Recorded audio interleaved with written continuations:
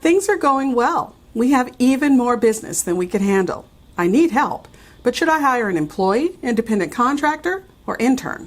And what's the difference? Stay tuned.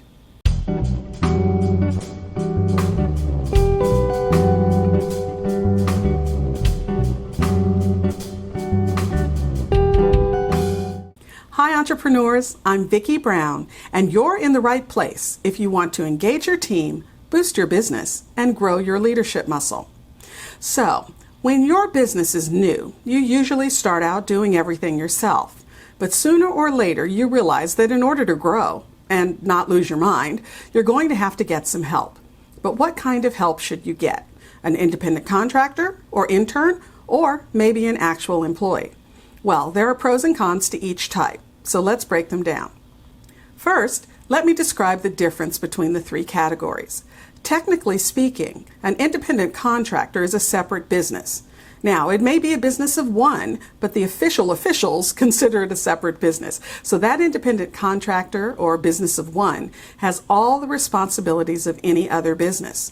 They have to pay their own taxes, sell their services to more than just you, use their own equipment and expertise, decide their own work hours, basically not be under your direct control.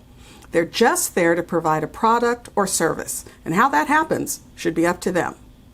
Now, there's a lot of confusion around independent contractors and what qualifies as one, mostly because there are a lot of agencies with fingers in the pie.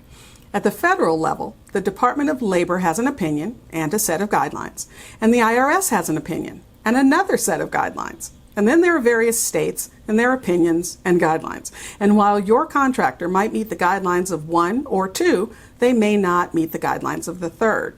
And if they miss the guidelines of any one of them, then they won't qualify as an independent contractor. So for instance, take California, since I'm in, well, you guessed it, California. In California, we still have the Department of Labor and IRS guidelines at the federal level, but the state has her own rules as well. Specifically, the ABC rule. Now, I won't get into the weeds on what the ABC rule means, but if you want more information, just check out the episode, New Independent Contractor Law, California. I'll put a link in the description.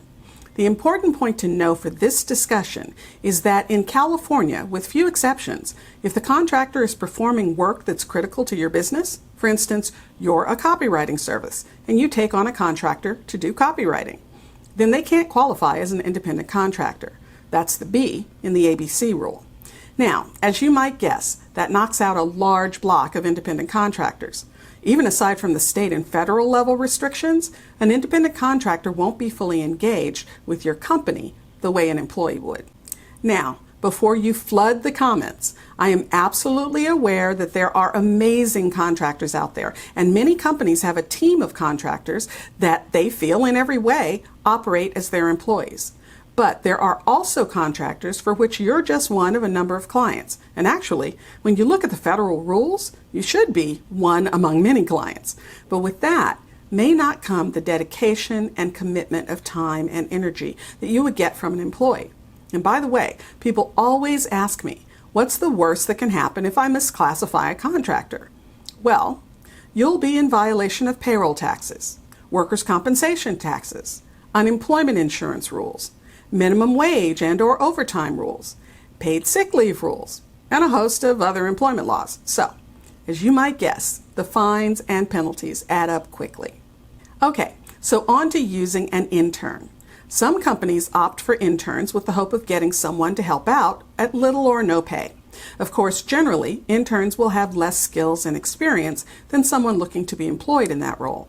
But that's a trade-off many companies are willing to make. So when can and when can't you use an intern? Internships can be paid or unpaid. If they're paid, the intern has to be at least paid minimum wage. They may or may not get some sort of school credit, and generally, paid interns can take on any tasks that the employer would consider them qualified for. Unpaid internships are a bit more complicated.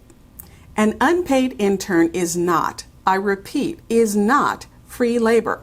So an unpaid intern must operate in a purely training or shadowing context, meaning they can't do any work at all. The internship is generally tied to a formal education program by either integrated coursework or academic credit, among other guidelines. But the underlying rule here is they can't take on the work that normally an employee could do. So, no answering the phones, working with clients, filing paperwork, or any other tasks that are actual work. They can shadow an employee, so the employee does a report and the intern also does the same report. But just to learn how to do it, the company can only use the employee's report, not the intern's. And that brings us to regular employees.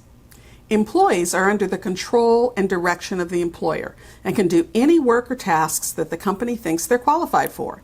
So, clearly an employee gives you the highest level of flexibility. And yes, it is also generally a more expensive option among the three. But again, with an employee, you'll have someone fully engaged with your business who can hold multiple roles and someone you can train to do the work according to your process and guidelines. If you're positioning your business for growth, I would say hire an employee. If you found this information helpful, please subscribe and share. And if you're struggling with how to get your business off the ground and what comes next, check out the Leader's Journey Business Builder.